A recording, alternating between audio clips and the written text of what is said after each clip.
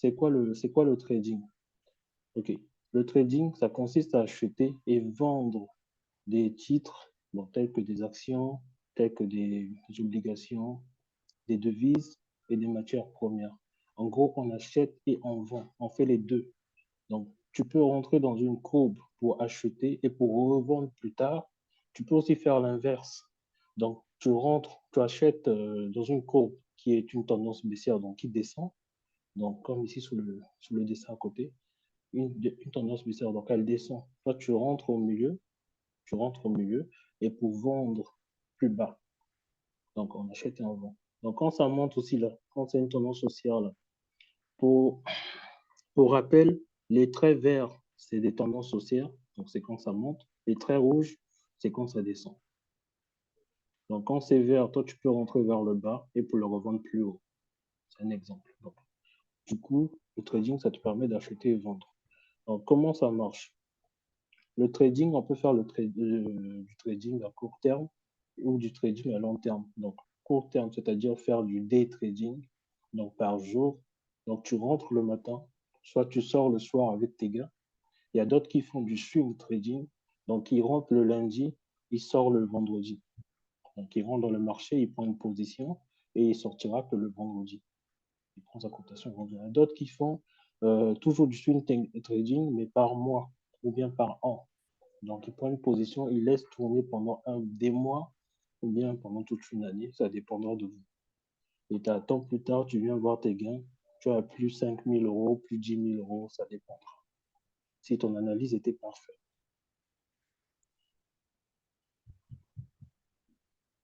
Ben, comment on appelle une personne qui fait du trading? Tout simplement un trader. Un trader, c'est un négociateur, en fait, qui gère des valeurs engagées par une banque, une société ou une entreprise d'investissement. En gros, le trader, il anticipe les fluctuations d'une bourse afin d'engendrer des profits. Donc, pour être un trader professionnel, il faut faire des études. Disons faire 5 ans d'études dans la finance et être un trader de banque. Moi, je me considère plus comme un trader, on va dire, particulier, donc indépendant. Un trader qui n'a pas de diplôme, parce qu'en vrai, un trader de banque, il faut faire 5 ans d'études et pas mal de certifications qu'il faut avoir à côté. Nous, nous les traders simples sans diplôme, on apprend à faire du trading, on fait quelques formations, on comprend les cotations et autres, mais on trade voilà, dans notre coin. Et déjà, tout à l'heure, j'ai oublié de dire un truc là. Nous, on est des traders de Forex. Moi, personnellement, je suis trader Forex. Parce que le trading, il est divisé en gros en trois parties. Donc, il y a la partie Forex, donc tout ce qui concerne la monnaie. Il y a la partie crypto, tout ce qui concerne donc les bitcoins, l'Ethereum et tout. Et il y a la partie bourse, tout ce qui concerne les actions, les investissements et tout. Donc, moi, je suis plus trader Forex, donc tout ce qui concerne les devises, la monnaie, l'argent. Parce il y a beaucoup de fluctuations, il y a beaucoup de mouvements dans la journée, il y a beaucoup d'argent à se faire. D'où je me focalise sur ça. Quels sont les risques du trading? Bien sûr, comme toute bonne chose, il y a toujours des risques. Dans toute bonne chose qui rapporte de l'argent, il y a un risque derrière. Donc, le premier risque dans le trading, c'est que vous perdez votre argent du premier coup. Donc, dès que vous vous engagez dedans après, sans un bon management ou sans une bonne analyse, ben, du premier coup, tu perds tout d'un coup. Et pour cela, il faut se former pour pouvoir anticiper, pouvoir avoir une bonne stratégie.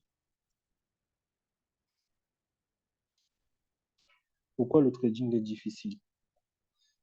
Bah, le trading est difficile parce que il est censé englober plusieurs actifs, comme je disais au début. Donc, il regroupe la crypto, il regroupe euh, le forex et la bourse. Donc, puisqu'il regroupe tous ces entités-là, chaque entité a sa stratégie, a sa manière d'être tradée, en fait, a sa méthode. Donc, vu que c'est regroupé, c'est difficile d'appréhender une méthode précise. En gros, c'est pour ça que ça devient compliqué, en fait, parce que tous les actifs sont ensemble. Donc, chacun a un type de stratégie donnée. En gros, le but d'être formé, c'est d'apprendre toutes ces stratégies-là et de pouvoir, en fait, les assembler dans une seule, comment je veux dire, dans un seul graphique, en fait. Quand vous analysez votre trade ou bien votre graphique, bien, vous essayez toutes ces stratégies sous ce trade-là ou bien sous ce graphique ou sous cette tendance pour pouvoir comprendre ce qui va se passer. Et le plus souvent, les trois sont souvent, il y a des moments, c'est très rare, mais il y a des moments, les trois sont à l'unisson. En fait, les trois te démontrent que tu es dans le bon mood, tu es dans le bon mouvement. Et quand ça arrive, le plus souvent, c'est un trade dessus. Et quand c'est comme ça, ben, tu rentres avec plus d'argent pour gagner plus. Donc, avec un gros volume ou un gros lot, autrement dit.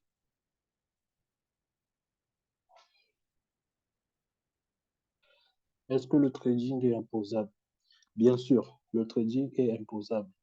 Plus vous allez vous faire de l'argent, il faudra payer les impôts. Dans un premier temps, quand tu te fais 200, 300 euros, 400 euros, ben, moi, je demande de ne pas l'imposer parce que c'est un début.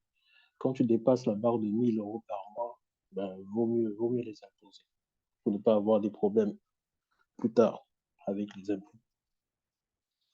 En fait, tout à l'heure, je disais c'est imposable, mais tout simplement, si j'ai oublié de mentionner un truc, le trading, il est imposable parce qu'il est considéré comme des revenus, des capitaux mobiliers. C'est comme si vous avez des maisons, je sais pas, plusieurs choses. Donc, en gros, c'est considéré comme des revenus immobiliers. C'est pour ça que c'est imposable. C'est imposable quand tu le sors, non? Si tu le laisses, Si tu le laisses c'est tourner, ça? tu ne payes pas. Oui, c'est ça, exactement.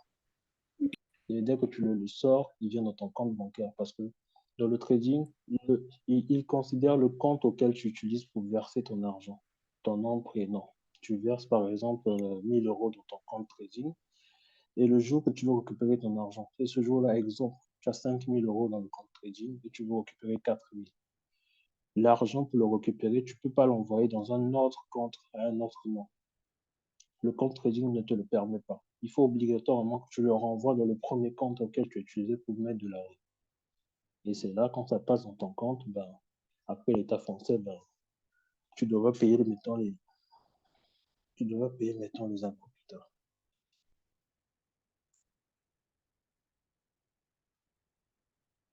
Comment s'entraîner au trading? Bon, pour s'entraîner pour s'entraîner au trading, il faut choisir un bon broker. Donc, le bon broker, dont je disais tout à l'heure, broker en français, ça signifie courtier. Donc, celui qui va gérer ton argent, c'est un broker. Donc, il faut choisir un bon broker parce qu'il y a même des escrocs dans cette histoire. Si tu tombes sur un mauvais broker, soit les paiements ne se feront pas instantanément, soit c'est une pyramide de Ponzi. Ils vont te donner l'argent, mais il y a un certain moment que tu n'auras plus ton argent. Donc, il faut trouver les bons, les brokers certifiés. Voilà. Il faut sélectionner un bon type de compte. Donc, trouver aussi un bon compte de trading. C'est pour ça que moi, je vous propose là où je suis. Je note aussi que je n'ai pas d'affiliation parce que la plupart des traders en ligne, ceux qui parlent de trading, ceux qui prétendent vouloir vous former en trading, ils sont en affiliation avec les brokers. Donc, c'est-à-dire, plus tu perds de l'argent, lui, il en gagne. Donc, en gros, il va te conduire dans une voie pour que tu perdes parce que lui, il se fait de l'argent. Et il y a d'autres encore, même si tu gagnes, il se fait toujours de l'argent.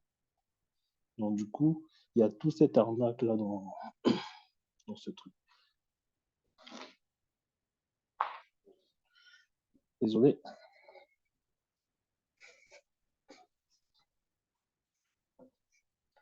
Voilà. Euh, donc, voilà, il faut faire attention, en fait.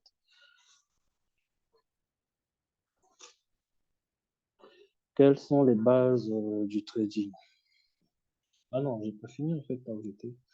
Ouais, ouais, comment s'entraîner au trading? Ouais, il fait éviter le broker, j'ai dit tout à l'heure. Et après, je parlais de quoi encore? Ouais. Il faut aussi s'entraîner en compte réel. Mais dans un premier temps, je sais que beaucoup d'entre vous, vous serez prêts, enfin, vous aurez l'impression que vous êtes en train de perdre votre temps dans le compte virtuel. Mais dans un premier temps, je préfère que vous vous entraînez beaucoup dans le compte virtuel pour éviter de perdre de l'argent. Surtout, c'est pour avoir une stratégie solide. Donc, restez sur un compte virtuel et dès que vous êtes rentable, vous passez sur un compte réel. Mais sinon, il est demandé de passer en compte réel. Mais après un moment, après un temps d'apprentissage. OK. Bon, quelles sont les bases du trading?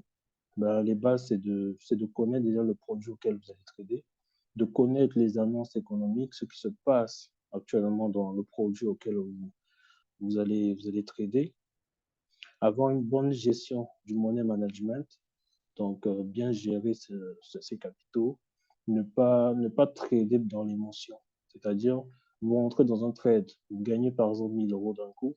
Après, tout de suite, tu te dis, ben, je suis bon, c'est bon pour moi, j'ai tout compris. Et moi, j'aime dire dans le trading, quand tu penses avoir compris, c'est que tu n'as rien compris. Parce que le plus souvent, quand tu reviens, tu perdras tout ton argent d'un coup. Et quand tu gagnes une fois dans une journée, ne fais pas un overdose, en fait. Ne fais pas un overdose de l'autre, là, de trade, en fait. Ne, on va faire pipi, vas-y. Désolé. Donc, ne te, ne, ne te, ne te réjouis pas parce que tu vois, tu t'es fait une belle somme et tu te dis, ben, c'est bon, c'est parti, je ferai que gagner. Quand tu prends, quand tu prends un bon trade dans une journée, ça doit suffire. Un ou deux trades, maxi trois trades par jour. Tu t'arrêtes là. Après avoir une très bonne analyse technique. Donc, je reviens sur ça parce que l'analyse technique, comme j'ai dit tout à l'heure au départ, moi j'utilise beaucoup TradingView. Je vais vous l'écrire tout à l'heure là. TradingView qui est une belle application pour les analyses. Et il faut développer une bonne stratégie de trading. Et j'ai beaucoup bavé sur ça parce que j'ai testé beaucoup de stratégies. Et il y a des moments, ta stratégie, elle marche pendant 3 4 jours et le cinquième jour, ben, elle ne marche plus. Tu te dis, ben, ce n'était pas la bonne, tu changes de stratégie. Deux fois, ce n'est pas le cas. Je vais vous expliquer tout à l'heure pourquoi dans la pratique. Et utiliser une plateforme de trading. Comme je disais tout à l'heure, moi, je vous propose mes plateformes. Je n'ai pas d'affiliation, donc j'ai rien à gagner si vous perdez ou bien si vous gagnez. Donc, du coup, c'est dans votre intérêt au fait d'utiliser cette application parce que je l'ai testée et je continue à travailler dessus. Le chandelier japonais. Donc, ça, c'est un chandelier japonais, autrement appelé une bougie. En rouge, le plus souvent, tous les traders mettent du rouge pour désigner une tendance baissière, donc quand elle baisse, et le vert pour désigner une tendance haussière quand elle monte. Donc, le chandelier se forme dans une plateforme. En fait, quand vous êtes auto-tradé sur la plateforme, le chandelier se forme, le rouge, il se forme à partir du bas. Donc, il crée une mèche, une tige. Vous voyez quand je monte la tige là, une mèche. Et après, ça forme le corps. Donc, qu'est-ce que je raconte là? Je suis gouré, désolé.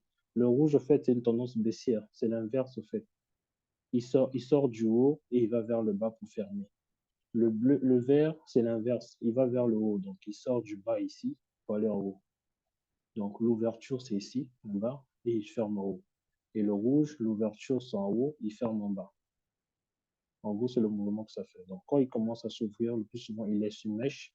Après, il ouvre le corps, il grossit. Deux fois, c'est pas cette taille, hein. Ça change de taille, ça dépend dans la tendance. Il peut être plus petit le corps.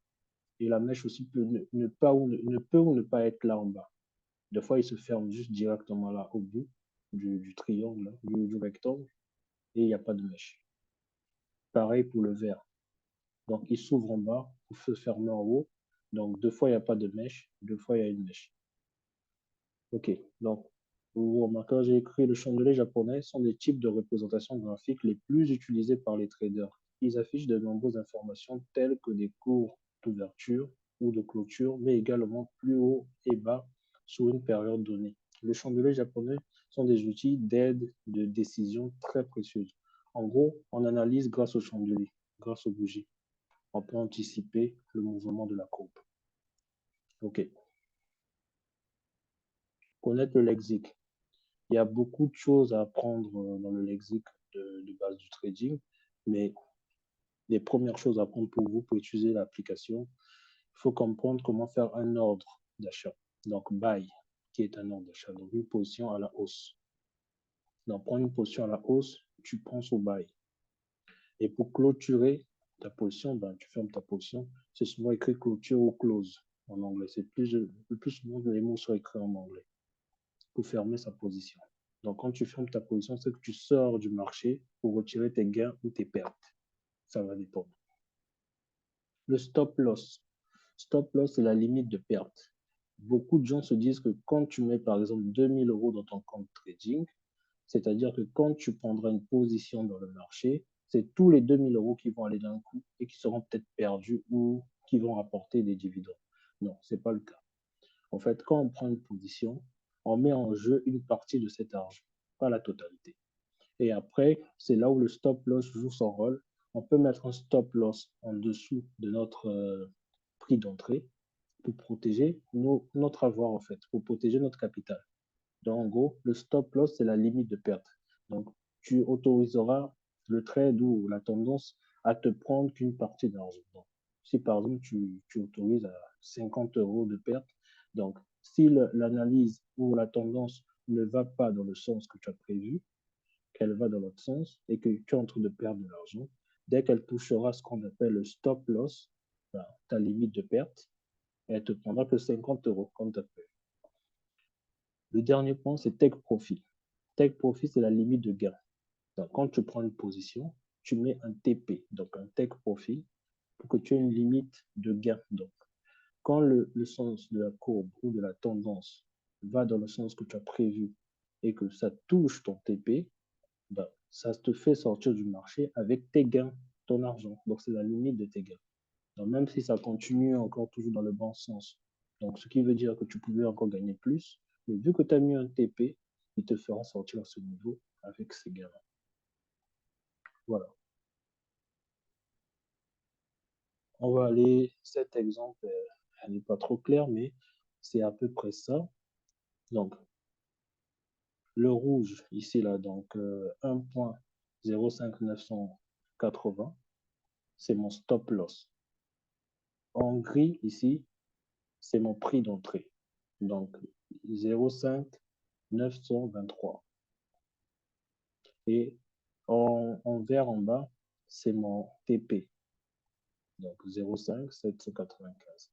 Donc, c'est-à-dire, je suis rentré à un prix ici de 1.05923 et j'ai mis mon TP en bas.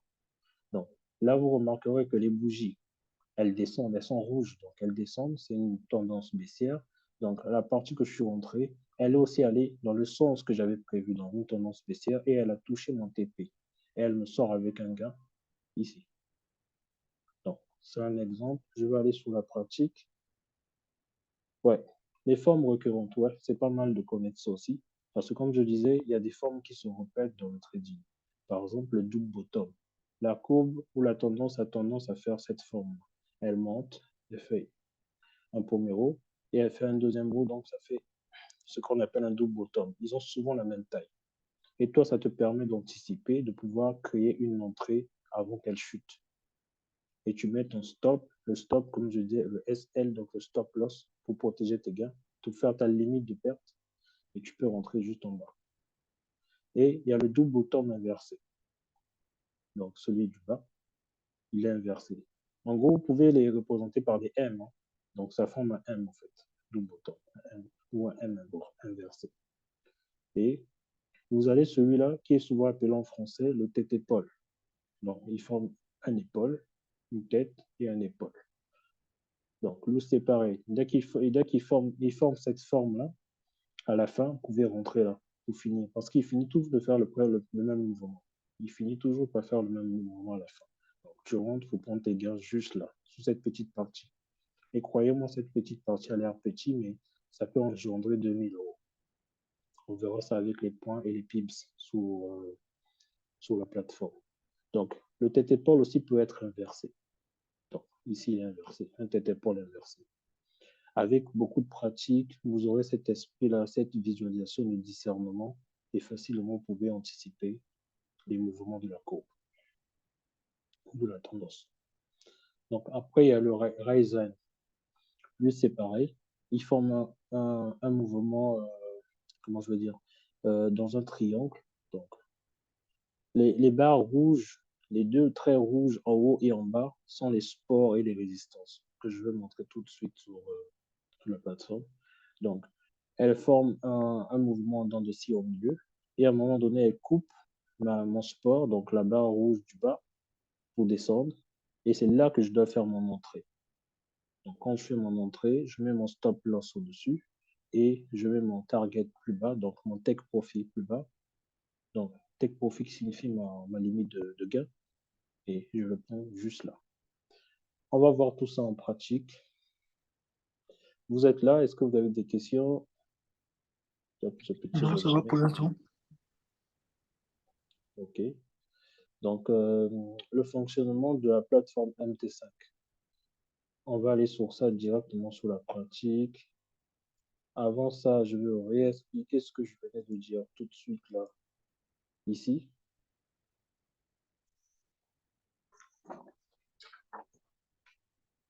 Voilà un exemple. Je supprime ça. Je pense que j'ai partagé mon image. Ouais, c'est bon. Vous voyez ce que je viens de mettre? C'est bon, non?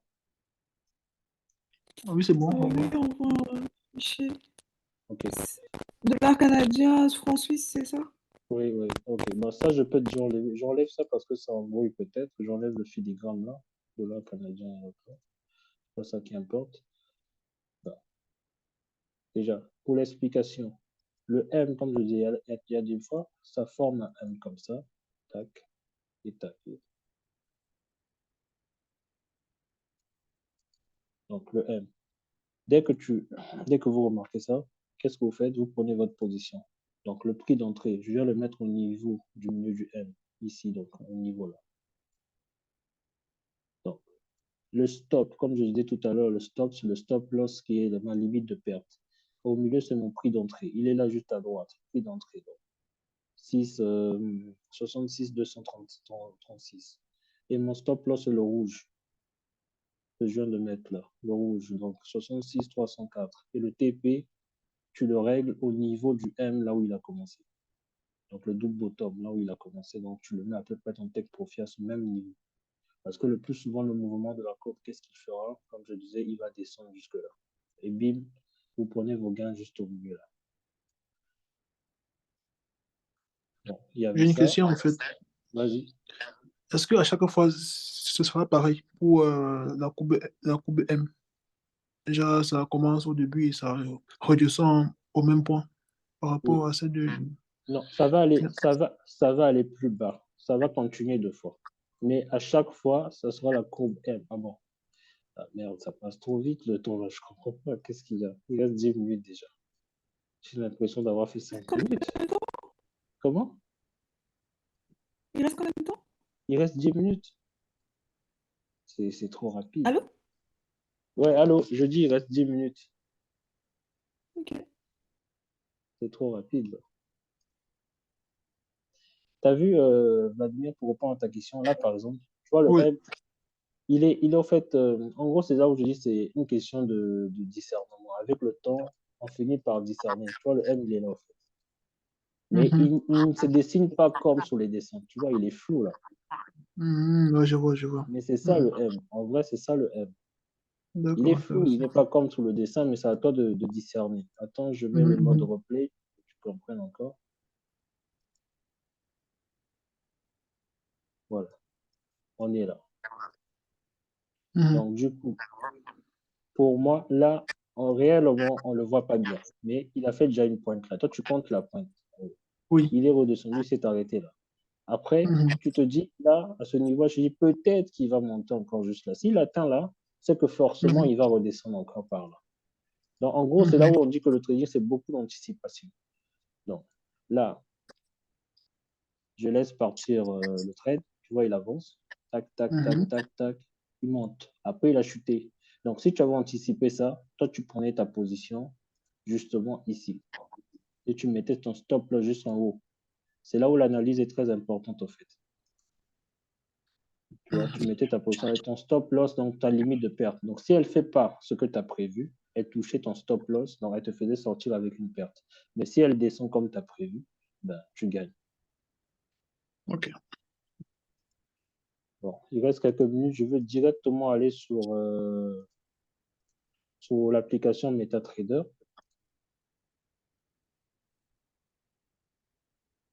Et après, je vous laisse me poser des questions si vous en avez.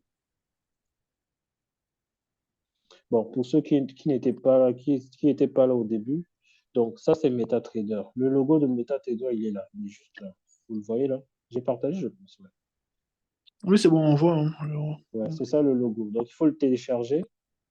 Et dans un premier temps, je vais vous expliquer tous les outils, comment l'utiliser. C'est surtout ça le principe. Comme ça, vous allez essayer de faire des trades.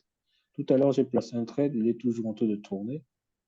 Là, je suis en perte de moins 20 centimes parce que j'ai pris un trade avec un petit volume. Du coup, je disais tout à l'heure, quand vous téléchargez l'application MetaTrader, il vous pose une question. Est-ce que vous voulez passer en mode démo? Vous acceptez et ça vous met en mode démo avec de l'argent virtuel, donc du faux argent. Après avancement dans la pratique, je vous montrerai comment créer un compte, donc avec un courtier, un compte et placer votre argent dedans. Et pour commencer avec un petit montant. De préférence, moi, je conseille de commencer avec 30 euros. Et après, vous allez monter sur 200, après sur 1000 euros, après sur 1500 pour gagner plus.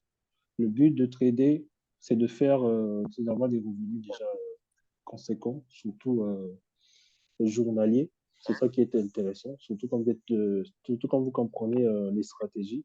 Ben, facilement, vous faisiez par jour. Moi, personnellement, sans m'en vanter, je vous enverrai juste les clichés de mes bénéfices par jour. Je gagne pas mal, ça va quand même. Ça va.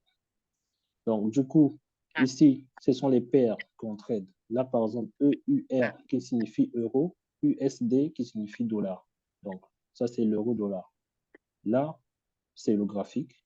En haut, vous remarquez la paire qu'on trade, donc euro-dollar. Pourquoi je trade les devises, comme je disais tout à l'heure, c'est parce que c'est facile à anticiper. Donc, en tout cas, avec pratique, c'est facile à anticiper. Donc, je suis plus sur l'euro-dollar. Deux fois, je passe sur ça, sur GBP USD. GBP, c'est le livre sterling. Et USD, c'est le dollar. Donc, si je clique dessus là, par exemple, il m'affiche la courbe du GBP USD. Elle est là, la courbe. Ah, mon écouteur s'est déchargé. Donc, voilà, il m'affiche la courbe GBP USD.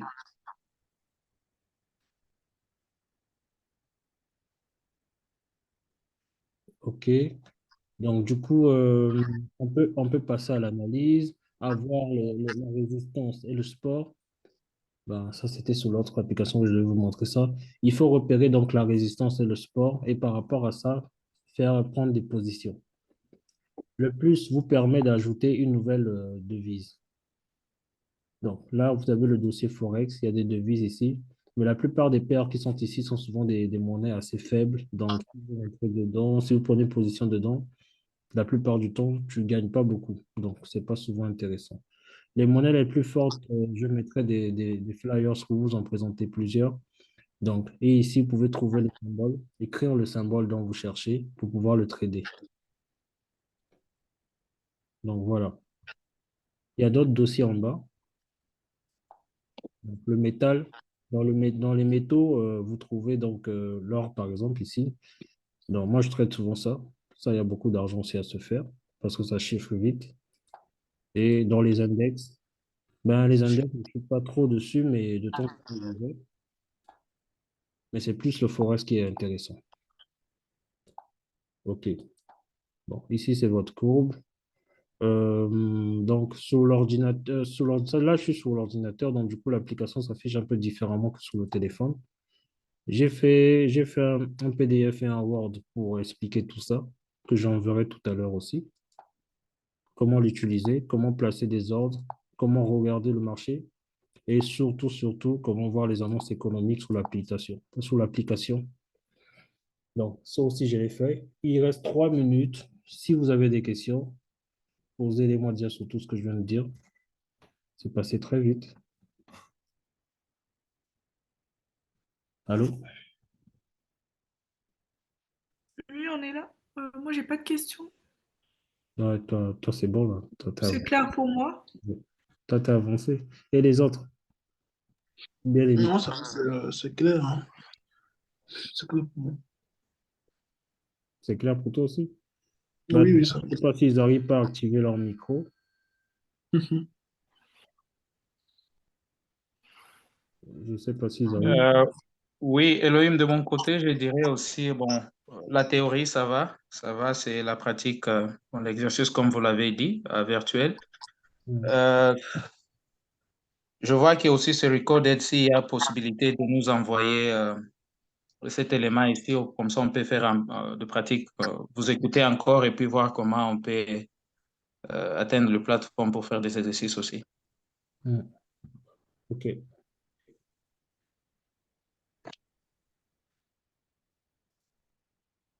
d'accord. Il y a quelqu'un qui veut dire quelque chose d'autre? Non, c'est bon? Ça va, ça va.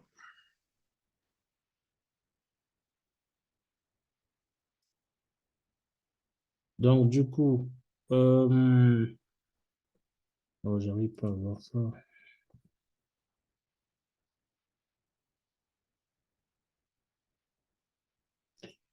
Donc, du coup, comme je disais tout à l'heure, ah, c'est parti.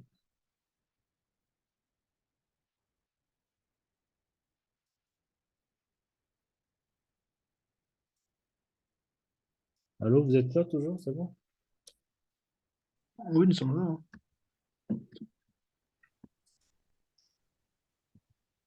Ben, comme je disais tout à l'heure, pour ceux qui ne sont pas inscrits, j'ai placé tous mes cours sur ma plateforme là.